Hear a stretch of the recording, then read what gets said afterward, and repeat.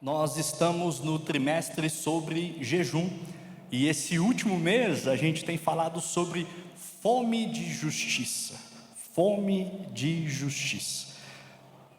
O que tem a ver jejum com essa situação, com esse contexto social? O que tem a ver o jejum com pessoas em situação de vulnerabilidade, sofrimento, com dificuldade?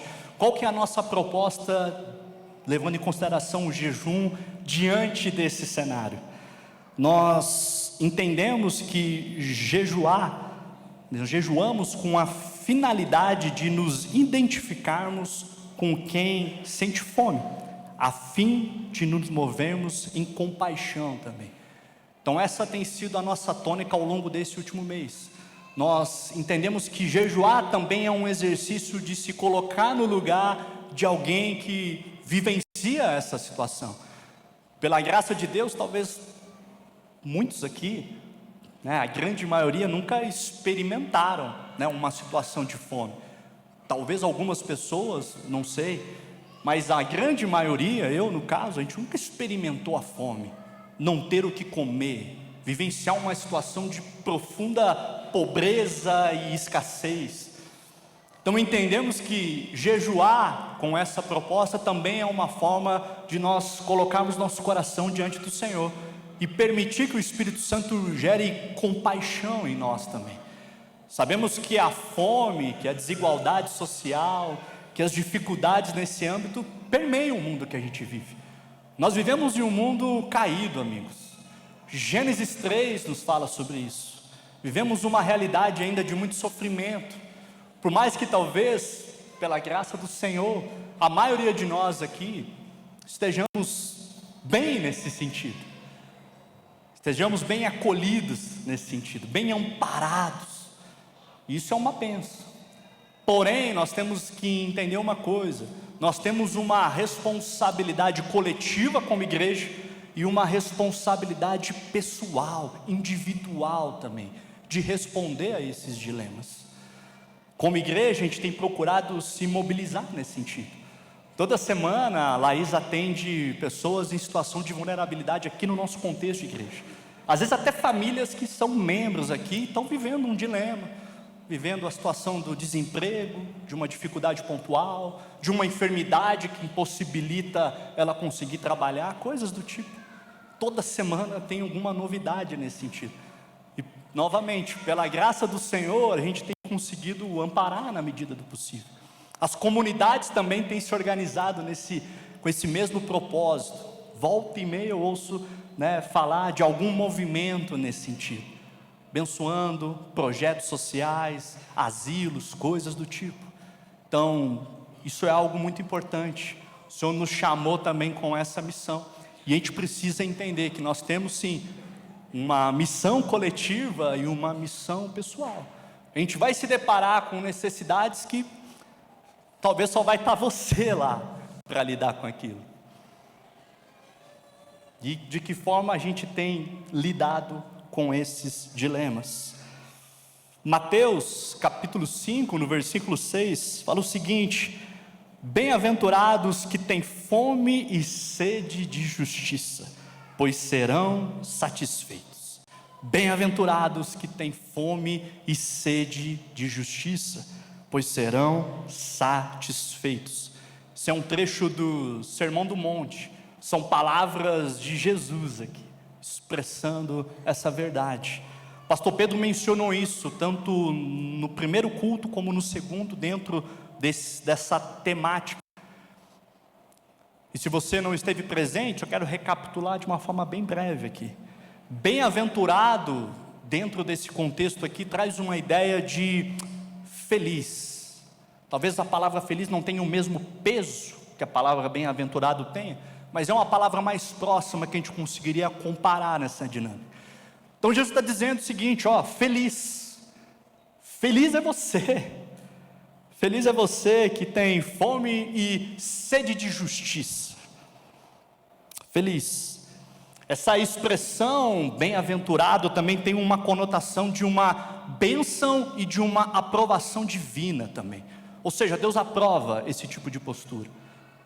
Deus vê isso como algo bom, como uma bênção. Eu e você termos fome e sede de justiça é algo da qual Deus se agrada e aprova e entende como benéfico para o corpo e para a dinâmica do mundo que vivemos, ok? Quando a gente fala de justiça, essa palavra justiça, ela traz um sentido equitativo, esse sentido. Ou seja, justiça dentro das relações igualitárias, justiça no sentido de qualidade de vida, justiça no sentido das pessoas terem condições de uma vida digna. Então, a expressão justiça nesse versículo traz essa ideia, ok? E precisamos orar e clamar por isso, trabalhar por isso também. Precisamos lembrar também que existe uma diferença quando nós falamos de reino de Deus para o reino deste mundo. Existe uma diferença. Nós, cidadãos do reino de Deus, nós não buscamos, nosso anseio principal, nossa busca principal, nossa esperança principal, não é de uma vida triunfante aqui na terra. Nosso anseio principal é sobre a eternidade, é uma busca pelo Senhor, é uma vida com Deus que já começa aqui, em alguma medida, e que nós vamos desfrutar de forma plena na eternidade. Então nós buscamos isso, enquanto os reinos deste mundo falam algo totalmente diferente, é muito mais uma autossatisfação, uma autorrealização, é muito mais nessa dinâmica, ter, poder, fazer. O reino de Deus e os reinos deste mundo não falam a mesma coisa nesse sentido, não estamos falando da mesma coisa, então nós buscamos algo diferente, ok?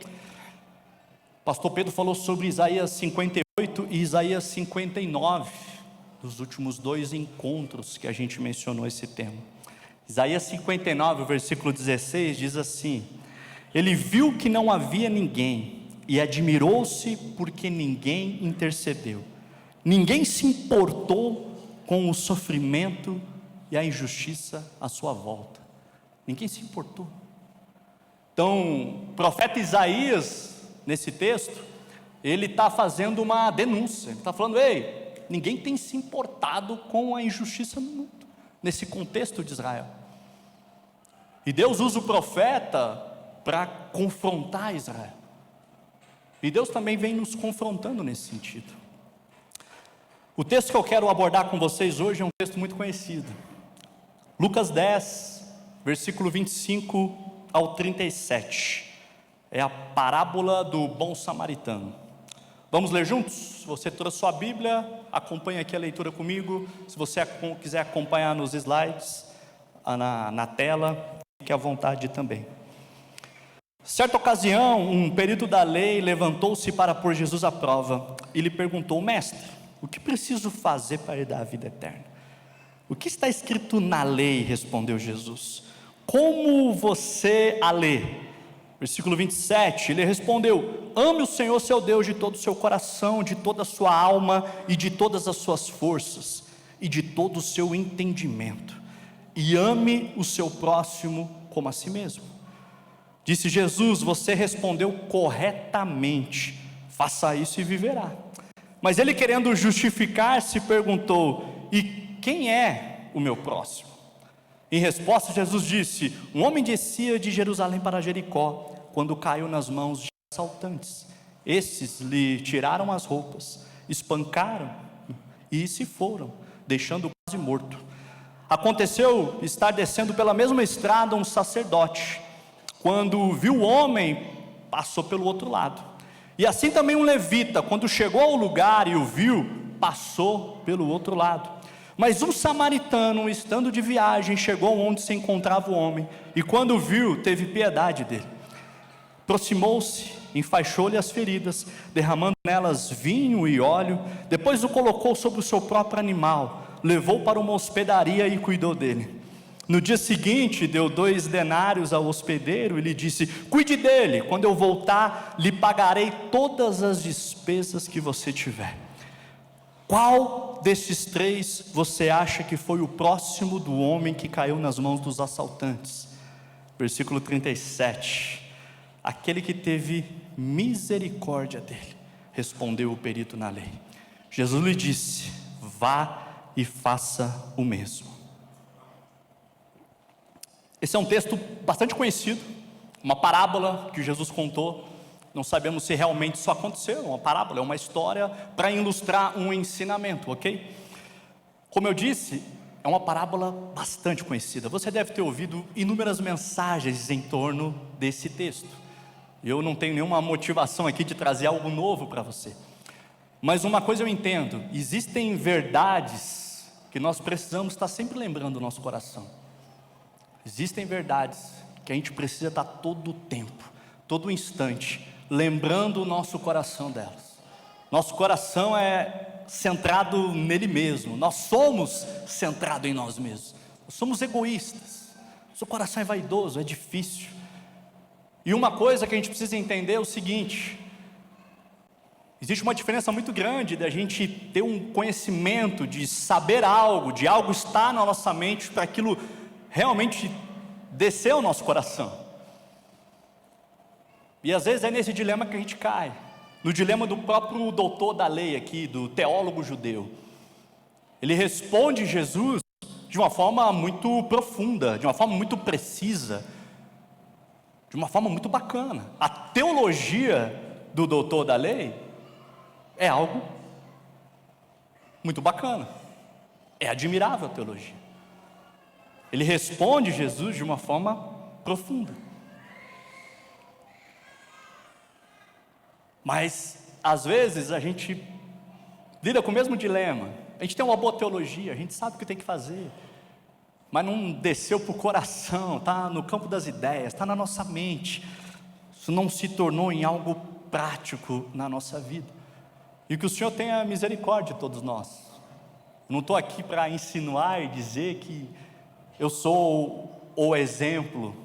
Eu não vim aqui confrontá-los dessa forma. Eu estou no mesmo barco que vocês.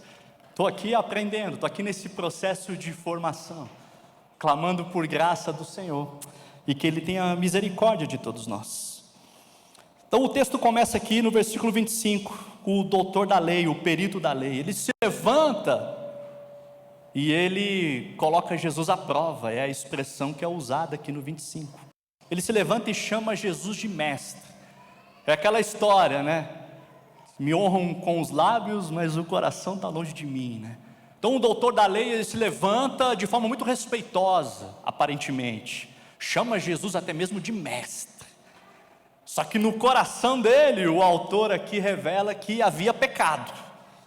O coração dele não estava aberto a Jesus. Ele quis, com essa pergunta, colocar Jesus à prova. Ele quis gerar dificuldade para Jesus diante do cenário. Ele quis gerar incômodo. Ele quis armar uma peça para Jesus. Eu vou fazer uma pergunta aqui, dependendo da resposta, você vai se comprometer teologicamente aqui com a liderança judaica. E ele pergunta: o que eu preciso fazer para herdar a vida eterna? O que eu preciso fazer para herdar a vida eterna? Você lembra do jovem rico? É uma história nesse sentido bastante semelhante, né? O que eu preciso fazer para herdar a vida eterna? É a pergunta desse teólogo judeu. A gente percebe, aparentemente, que talvez esse sujeito, essa pessoa aqui, ele acreditava de alguma maneira que a salvação era obtida e alcançada pelo cumprimento da lei, por uma obediência irrestrita. Talvez, eu sei que aqui existe margem para muita discussão, como que o judeu interpretava essa questão da salvação e tudo mais. Todo mundo pensava dessa forma moralista? Presumo que não. Aparentemente esse doutor da lei seguia esse entendimento, seguir à risca a lei do Senhor, obedecer por si só vai me garantir a eternidade, o céu. Mas a gente sabe que isso é impossível, humanamente falando. Isso é impossível para nós, por causa da nossa natureza caída. Mateus 19, no versículo 25 ao 26, Jesus tendo um diálogo, né, com os seus discípulos, depois desse episódio aí de Jesus com o jovem rico, os discípulos questionam Jesus, né? Falam, peraí, então, ninguém pode ser salvo? Quer dizer que ninguém pode ser salvo? Então, como é que eu me salvo? Aí no versículo 26, Jesus olhou para eles e respondeu: para o homem é impossível, mas para Deus todas as coisas são possíveis. Então Jesus já está estabelecendo marcos aqui, dizendo, ei, realmente, por si só, por mais que você entenda que o teu coração está inclinado a isso, por mais que você entenda que a tua motivação está correta, a salvação ela vem somente por intermédio de Deus, é o Senhor que proporciona, é graça. Romanos capítulo 4, do versículo 1 ao 3, a gente também vai ver isso.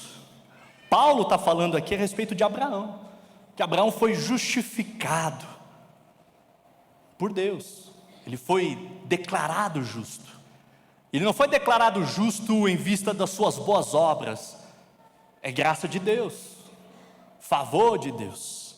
Então Abraão creu em Deus, versículo 3, Abraão creu em Deus, e isso lhe foi atribuído como justiça. Existe sim graça no Antigo Testamento, existe graça, Deus sempre agiu por intermédio de graça, Deus sempre proporcionou salvação por meio de graça. Era assim também no Antigo Testamento, foi assim também antes de Jesus Cristo vir ao mundo fisicamente, ter se sacrificado. É a graça, é o favor do Senhor. Efésios 2, versículo 8 ao 9, porque pela graça sois salvos mediante a fé, e isso não vem de vós, é dom de Deus, não de obras, para que ninguém se glorie. E esse se glorie talvez tenha muito a ver com o dilema que o doutor da lei vivenciava, estava iludido provavelmente nesse sentido. Versículo 26, voltando a Lucas 10, o que está escrito na lei? Respondeu Jesus, como você a lê? 27, aí o homem responde, ame ao Senhor seu Deus de todo o seu coração, de toda a sua alma, de todas as suas forças, de todo o seu entendimento, e ame ao seu próximo como a si mesmo. Disse Jesus, você respondeu corretamente, faça isso e viverá. E esse viverá provavelmente tem um sentido de não apenas viver e desfrutar essa herança a qual ele pergunta, a eternidade, mas viva por essa verdade, algo nesse sentido. E novamente a resposta dele, muito boa. Deuteronômio capítulo 6, Levítico 19, trazem essa ideia ao qual ele colocou. O próprio Senhor Jesus falou, quais são os dois mandamentos? Qual é o resumo da lei? Amar a Deus acima de todas as coisas e ao próximo como a si mesmo. Em outras palavras, foi o que o doutor da lei respondeu a Jesus. E Jesus elogia, Jesus fala, é isso mesmo, ok. Aí no 29, tem a expressão aqui, muito interessante, fala que o doutor da lei, querendo se justificar, ele pergunta para Jesus, mas beleza, ok, mas quem é esse meu próximo? Quem é meu próximo? Quem é o meu próximo? Novamente, existem verdades que a gente precisa estar sempre lembrando no nosso coração. Existem coisas que estão na nossa mente, mas que ainda não desceram para o coração. Saber é muito importante, mas o Senhor quer que a gente caminhe em obediência e praticando o caminho de Jesus.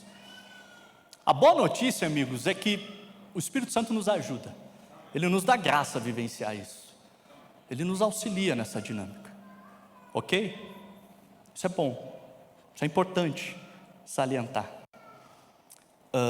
Karl Barth traz uma frase bastante interessante sobre esse episódio aqui, a respeito do doutor da lei. Fala o seguinte, o doutor da lei não sabe que somente por misericórdia ele pode viver e herdar a vida eterna. Ele não quer viver por misericórdia, ele nem sabe o que é isso.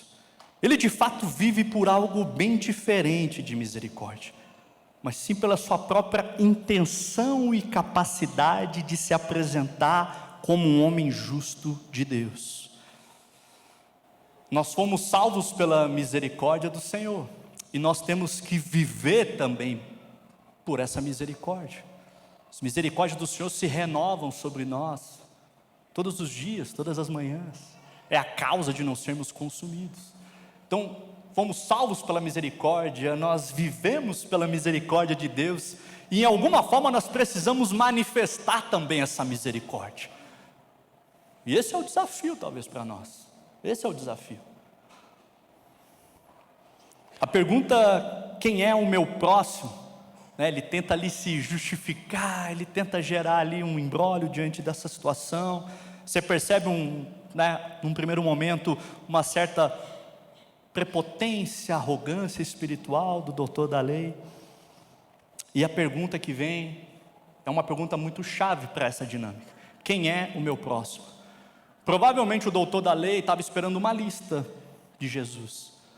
Poxa, é o clero, é o levita, é o sacerdote, é a sua família, os seus amigos, as pessoas que estão à sua volta, as pessoas que fazem parte da sua família. Jesus não dá uma lista de pessoas para ele, dizendo, teu próximo é esse, esse e esse. Aí Jesus responde com uma história, Jesus responde com uma parábola. E Jesus começa, no versículo 30. Um homem descia para Jericó quando caiu nas mãos de assaltantes. Estes lhe tiraram as roupas, espancaram e se foram, deixando quase morto. Deixando quase morto. Kenneth Bailey fala algo bastante interessante a respeito dessa dinâmica e como Jesus muda a dinâmica da conversa. O doutor da lei faz uma pergunta a respeito da vida eterna. Ele começa perguntando sobre vida eterna. Como eu faço para herdar a vida eterna? Jesus amplia a discussão para a vida toda. O doutor da lei faz uma pergunta a respeito da vida eterna. Jesus amplia a discussão para a vida toda, para a dinâmica da vida. E é isso. A forma como a gente vive, ela é muito importante. Nós não somos salvos pelas obras, viu, amigos? Não é isso que eu estou querendo insinuar e ensinar aqui. Eu não estou querendo pregar um moralismo aqui. Não é sobre isso. Não é sobre isso. Mas não tem como desassociar a prática do ensino, daquilo que a gente crê, daquilo que o Senhor nos ensina e nos exorta. Então, praticar é muito importante também. Não é a prática que vai te conduzir à eternidade, te levar aos céus. Não é nesse sentido. É graça, ok? É graça. Nós lemos textos que falam sobre isso. E eu quero deixar isso muito claro. Então o intuito aqui não é fazer uma pregação moralista, insinuar que boas ações, boas obras, assistência social, ajuda aos enfermos, aos feridos, vá te conduzir a esse caminho por si só, não. Nós fomos salvos, novamente, pela graça. Não é pelas obras, mas nós somos salvos para praticar as boas obras também. Uma fé sem obras, Tiago fala que é uma fé morta. Uma fé morta. Então, você percebe, ainda que esteja muito claro as coisas aqui na minha mente, se isso não descer para o meu coração e não manifestar em graça, tem alguma coisa errada, a gente não entendeu o Evangelho. A estrada de Jericó era uma estrada extremamente perigosa. Era conhecida como uma estrada onde muitos crimes aconteciam. Era um desfiladeiro, um penhasco. Haviam grutas, rochas, cavernas, onde ladrões se escondiam. Então era um lugar que toda a passagem era complicada. Mas era o caminho de Jerusalém a Jericó. Não tinha outro trajeto talvez mais viável. Então viajar sozinho e até mesmo em grupo era extremamente perigoso. Era extremamente perigoso, era muito complicado. Então quando Jesus começa contando essa parábola, que havia um homem que descia de Jerusalém a Jericó, passou por essa estrada, foi assaltado, bateram nele, deixaram ele sem roupa, deixaram ele praticamente para morrer, inconsciente. As pessoas que estavam ouvindo, o doutor da lei, os demais presentes, eles estavam entendendo o que estava acontecendo, fazia sentido. A realidade daquele contexto era uma realidade difícil. Perigo, insegurança, injustiça, maldade. Nós experimentamos isso todos os dias, essa exposição ao mal, essa exposição ao risco, ao perigo. Lógico, talvez não na mesma medida, talvez nem todos, talvez a maioria não, mas a gente vive novamente em um mundo caído, onde injustiça, sofrimento, a gente está passivo de experimentar, não é verdade? A gente está passivo, faz parte, consequência da queda. Então o contexto era muito complicado. Keller fala algo muito interessante sobre essa dinâmica aqui. Ele fala o seguinte: talvez precisamos entender que não vivemos em ilhas de conforto, mas sim em estradas para Jericó. Nós não vivemos em ilhas de conforto, nós estamos sujeitos. E não só nós, mas os nossos próximos, as pessoas à nossa volta, os nossos semelhantes também. Nós não vivemos em ilhas de conforto, nós vivemos a caminho de Jericó. Caminho de Jericó era sinônimo de risco, perigo, era sinônimo de muita dificuldade. Jesus continua a história contando que aconteceu isso com esse sujeito. Ele foi roubado, foi deixado para morrer, e aparece duas figuras muito importantes no cenário judaico. Aparece o sacerdote e o levita, e nenhum dos dois amparou a pessoa que estava lá numa situação de dor e sofrimento. E isso é muito contraditório, porque eram pessoas que, em tese, deveriam dar o exemplo nesse sentido do cuidado, do acolhimento. Lógico, existe aqui uma possibilidade de que tanto o sacerdote, o levita, não ampararam esse homem ensanguentado e ferido, em vista de todo um contexto da lei judaica, questões cerimoniais. O sacerdote não podia ter contato com alguém morto, ensanguentado, aquilo ele se contaminava. Tinha todo esse dilema dentro do contexto judaico naquela época. Mas a lei também trazia ensinamentos a respeito de amparar necessitados. Então é chocante Jesus trazer essa ilustração e falar: figuras que conhecem a palavra, figuras que em tese conhecem o Senhor, olharam, se depararam com uma necessidade e não fizeram nada. Talvez a razão tenha sido essa, em vista de preceitos cerimoniais. Talvez o que pegou para eles tenha sido medo também. Aquele lugar era um lugar perigoso. Ficar parado ali, prestando o auxílio a alguém que tinha sofrido o que sofreu, era uma situação de risco também. Não havia policiamento, não havia para onde ligar, não havia para quem recorrer. Talvez o que surgiu na mente tenha sido isso, tipo: olha, é perigoso demais ficar aqui, e eu não estou dizendo que isso justifica, estou dizendo que talvez explique, ok? Ano passado, saindo de um dos nossos cultos, lá na 503, a gente saiu daqui tarde. Eu lembro que já era quase 2 horas da tarde, estava com os meninos no carro, e a meninada não tinha almoçado, não tinha comida em casa. E vocês sabem que menino com fome dá trabalho, né? Menino com fome, meu Deus do céu, não é fácil não.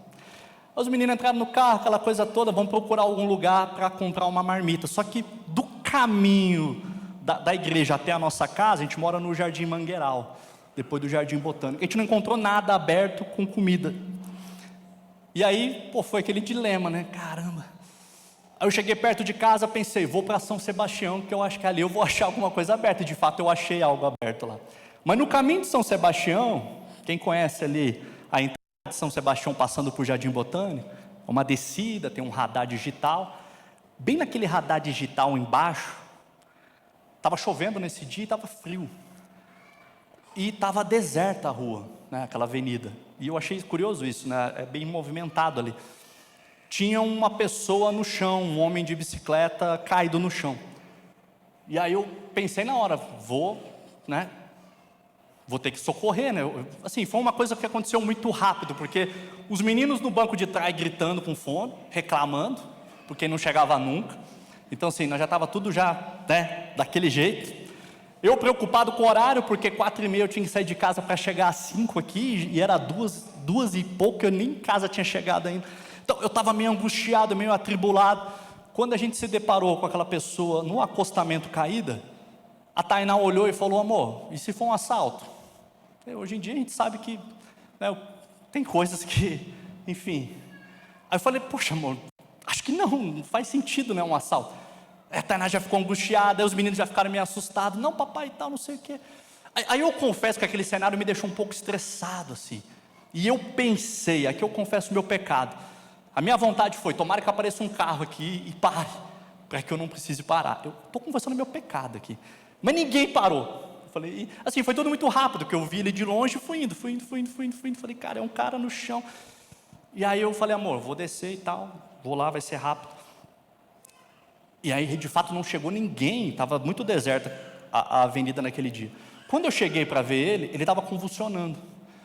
Aí eu fiquei em desespero, porque assim, eu não tenho conhecimento técnico para conseguir auxiliar. E ele estava batendo a cabeça no asfalto, assim, de uma forma muito agressiva. E eu fiquei assustado com aquilo, as crianças com um olho desse tamanho no carro, e ninguém parava. Eu falei: amor, liga para a ambulância. O que eu consegui fazer na hora foi segurar a cabeça dele e fazer uma oração. Eu falei: Senhor, tem misericórdia desse cara, deixa ele morrer aqui não. E Deus foi muito gracioso, que ele melhorou, ele foi tomando a consciência.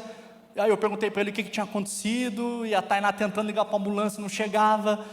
E aí, nisso, parou um cara que trabalha nessa área, né, é um socorrista. Aí ele achou que tinha sido eu que tinha atropelado o cara. Eu falei: rapaz, já me vi num BO aqui, né? Aí eu expliquei para ele: não, moço, eu só estou tentando ajudar e tal. Aí nisso chegou mais 3 motoboy. Motoboy é uma benção, mas os caras é bravo, né?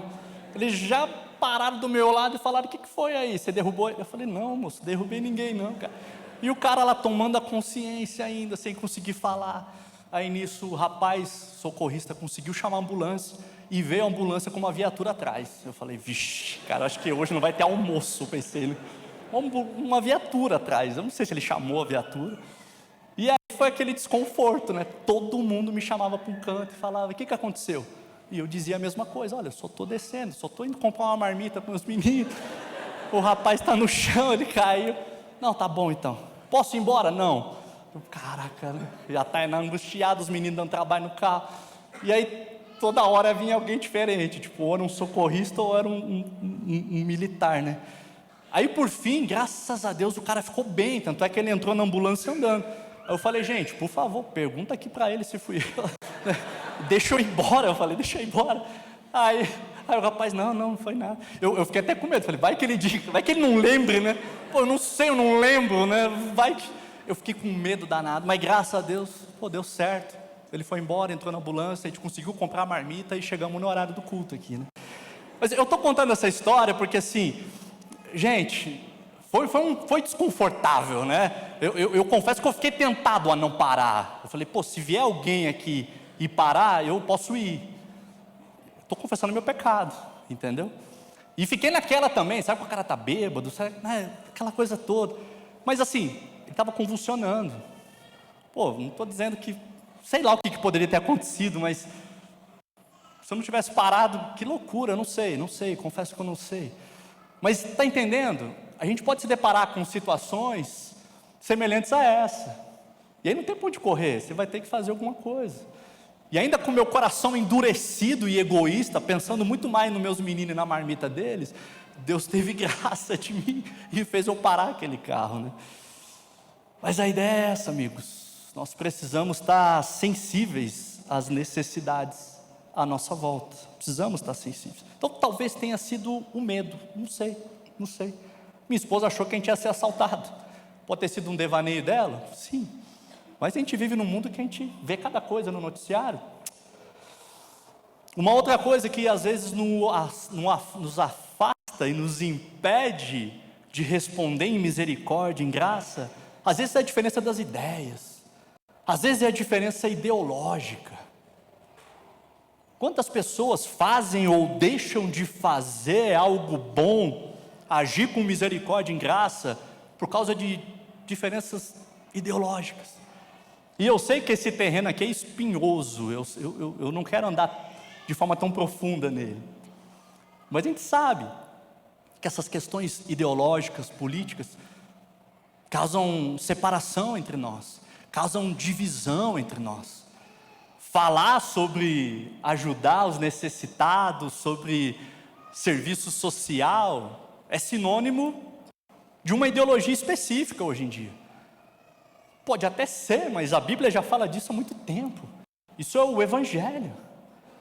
Quero ler com vocês aqui uma frase do Francis Schaeffer. Ele fala o seguinte: enquanto realizam essa tarefa de auxiliar, de ajudar, de amparar, os cristãos às vezes têm de ser cobeligerantes. Essa palavra cobeligerantes, ela traz um sentido de uma cooperação com o inimigo comum, mas sem uma aliança, ok? Eu coopero, mas eu não estou aliançado, é nesse sentido. Então vamos recapitular. Enquanto realizam essa tarefa, os cristãos às vezes têm de ser cobeligerantes com a esquerda e a direita, mas nunca seus aliados. Se houver injustiça social, digam que há injustiça social. Se precisamos de ordem, digam que precisamos de ordem, mas não se aliem como se estivessem em um desses campos. Você não é aliado de nenhum deles. A igreja de Jesus Cristo é diferente dos dois, totalmente diferente. Eu sei que essa frase traz um incômodo para muitos de nós, e o meu intuito aqui não é atacar, não é gerar desconforto por si só, mas a gente precisa estar atento a isso, precisa estar atento. Então, servir o próximo, ajudar, socorrer o necessitado, isso aqui é mandamento de Jesus, isso aqui é o Evangelho. Então, isso às vezes acaba acontecendo. Tem gente que faz muito mais por amor e paixão pela ideologia do que por uma consciência do Evangelho. E tem gente que rejeita por achar que é ideologia e não tem a ver com o Evangelho. Está entendendo? As duas coisas são prejudiciais, é uma dinâmica que traz confusão e divisão entre nós. Que Deus tenha graça de nós.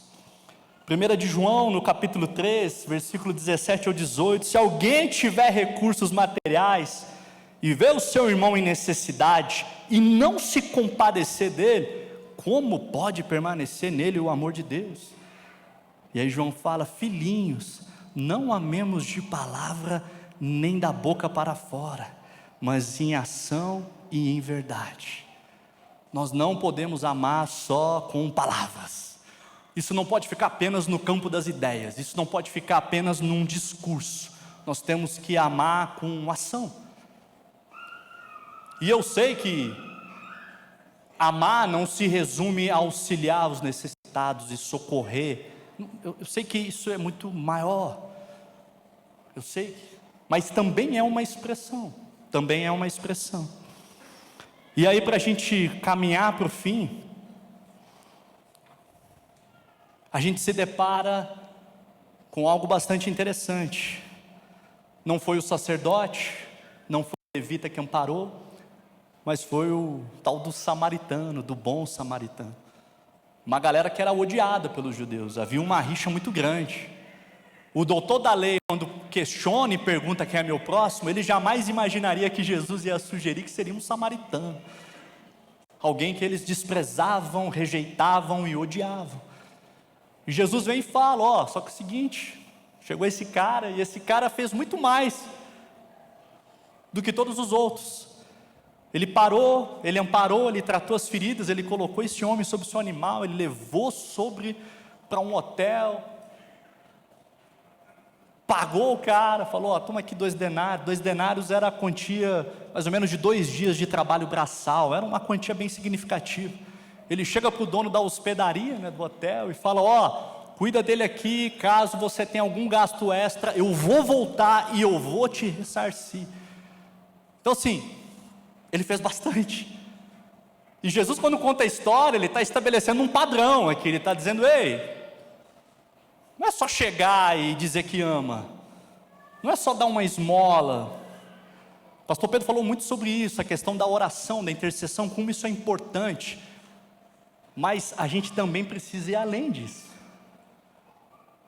Só falar que ama não é suficiente, a gente tem que ir um pouco mais além nessa dinâmica. E aí Jesus conclui, olhando para o doutor da lei, olhando para esse teólogo judeu e dizendo o seguinte: vai, faça o mesmo. Jesus pergunta para ele, né, quem é o próximo daquele que estava lá, estirado no chão? E ele fala, né, aquele que teve misericórdia, aquele que teve compaixão. Você vê que a rixa era tão grande que ele nem fala, né, o samaritano, né? Aquele que teve compaixão. Então é isso. Esse é o padrão. É nesse sentido que eu quero que vocês caminhem e busquem andar e conduzir a vida de vocês. Que o Senhor nos dê graça, meus amigos. Que o Senhor nos dê graça. O pastor Pedro pregou uma mensagem ano passado, assim que ele voltou de Lausanne. O tema da mensagem é o impacto de Lausanne. E eu lembro que ele falou sobre 3 coisas: a importância da gente alcançar o diferente, alcançar o distante e alcançar o difícil. Alcançar o diferente, o distante e o difícil. Esse é o chamado, essa é a vocação. A gente trabalha bastante com a galera em situação de rua aqui na igreja. E vou te falar, não é um trabalho que dá para romantizar muito não. Volta e meia a gente se pega numa situação desconfortável, complicada. Mas a gente entende que precisa manifestar graça e amor e amparo a essas pessoas. Para encerrar, eu quero contar uma história que aconteceu também esses dias atrás. A história do Fernando. O Fernando estava em situação de rua. Ele chegou até a gente, tocou a campanha da igreja. Beazinha, nossa secretária, atendeu ele e encaminhou ele para mim. E ele se apresentou e falou: meu nome é Fernando e tal, estou em situação de rua, eu vim da Bahia, à procura de emprego, não consegui nada, meu dinheiro acabou, fui assaltado. Essa história a gente ouve bastante, a gente sabe que nem todas as histórias são verdadeiras, ok? Mas ele contou a história dele, ele falou: fui assaltado, estou sem nada, e eu preciso de emprego. Ele falou: eu preciso de emprego. E aí eu falei: cara, vamos orar por isso. Então ora agora, pastor. Ele se ajoelhou assim na minha frente e falou: eu creio que se o senhor orar, Deus vai abrir uma porta de emprego e eu vou conseguir uma casa. Aí eu fiquei todo constrangido com aquilo, né? Eu falei: rapaz. Aí eu falei para ele: moço, eu não sabia se eu pedia para ele levantar, se eu orava para ele ajoelhar, porque ele se ajoelhou assim de um jeito, sabe, ele se entregou ali, e eu fiquei constrangido com aquilo. E ele falou com uma convicção tão grande que eu não tinha aquela convicção. Eu falei: rapaz, eu não sei se eu orar vai dar certo. Eu pensei comigo: esse cara vai conseguir um emprego eu orando? Estou confessando meu pecado de novo, que eu acho que eu estou me expondo muito nessa manhã, né? Estou me expondo demais, eu deveria me resguardar mais. Aí eu orei pelo Fernando, falei: Senhor, abre uma porta de emprego para o Fernando, Senhor. Tira ele dessa situação, faz um milagre, pá. Orei por ele, falei: o que eu posso fazer por você? Vem aqui amanhã, que a gente consegue fazer um currículo para você, e eu vou tentar arrumar um celular para você, porque ele falou: poxa, estou com dificuldade, eu sou açougueiro, mas todo mundo me pede um telefone, eu não tenho, e residência fixa também não tenho. E aquela história, né, tipo assim, não tenho casa, não consigo trabalho, se não tenho trabalho, não consigo casa, né? É difícil essa situação.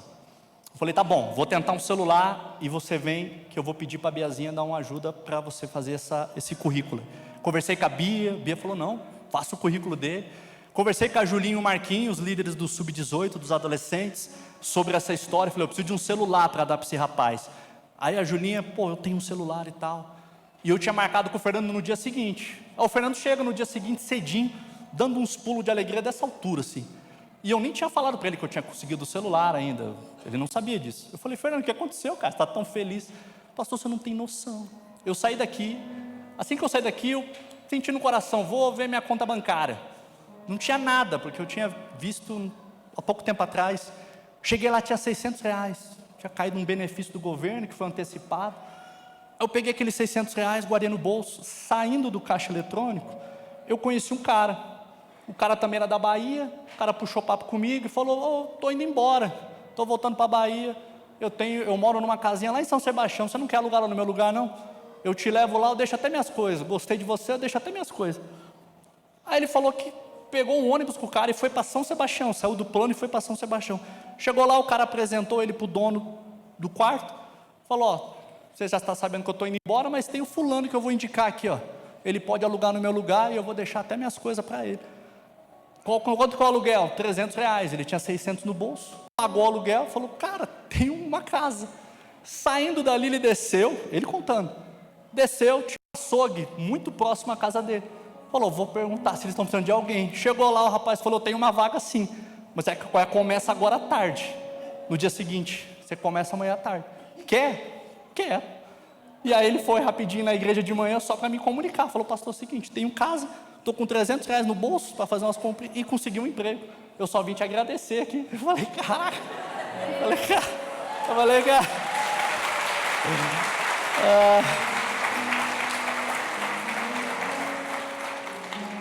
Glória a Deus, né, por essas coisas, né? Mas você percebe, tipo assim, Deus agiu através da oração, mas também pessoas foram tocadas, né? Pô, a Bia se comprometeu em fazer o currículo dele, Julinha deu um celular. A gente sabe que, é uma coisa que às vezes a gente fica com receio, né? E eu não estou dizendo que você tem que fazer isso sempre, ok?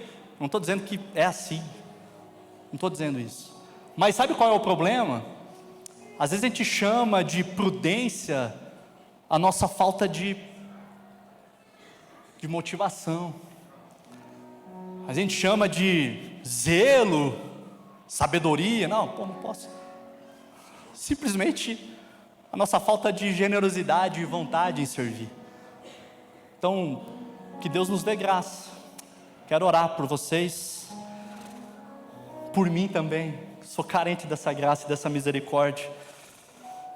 Senhor, obrigado, Pai. Obrigado por tudo. Obrigado porque o Senhor nos acolheu com amor e graça, Pai. O Evangelho não se resume à ação social, a ações de misericórdia.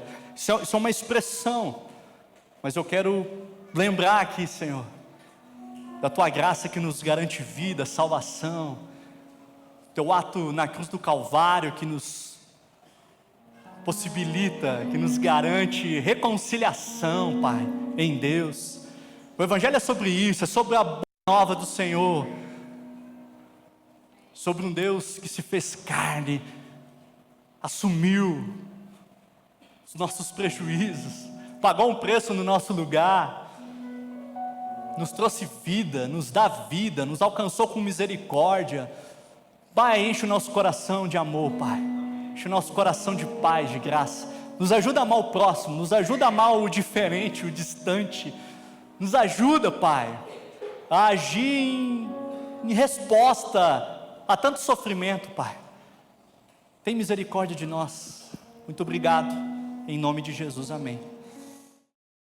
Olá, tudo bem com você? Seja bem-vindo ao nosso canal no YouTube, aqui da Igreja Batista Vértice. Eu sou o pastor Pedro Felizola e eu quero te fazer um convite muito especial. Se você tem acompanhado as nossas mensagens, os conteúdos produzidos pela nossa igreja, as palavras de domingo, e isso de alguma maneira tem abençoado a sua vida e a sua família, eu quero te convidar a considerar a possibilidade de orar e contribuir com a campanha Nossa Nova Casa. A nossa igreja está de mudança, eu estou aqui no futuro novo espaço, onde nós funcionaremos como igreja, aqui no coração de Brasília, e nós cremos que a partir deste lugar nós poderemos servir muito melhor a nossa cidade, mas também você que nos acompanha à distância, seja lá onde você estiver, no Brasil ou no mundo. Então, primeiro, muito obrigado por nos acompanhar. Se você puder considerar a possibilidade de contribuir com essa campanha, com esse grande desafio que nós temos, não só da locação, mas da reforma desse espaço, eu quero te convidar para acessar o QR Code que vai aparecer aí na sua tela agora, ou diretamente o nosso site, igrejavertice.com/contribuir. Lá você pode adquirir uma cota para ser alguém que contribui regularmente com essa campanha, que vai durar 2 anos, ou você pode fazer uma oferta avulsa. De toda maneira, essa ajuda será muito bem-vinda e eu oro para que o Senhor te abençoe, para que as nossas palavras, mensagens continuem fazendo diferença na sua vida e também na sua comunidade local. Muito obrigado, que o Senhor te abençoe.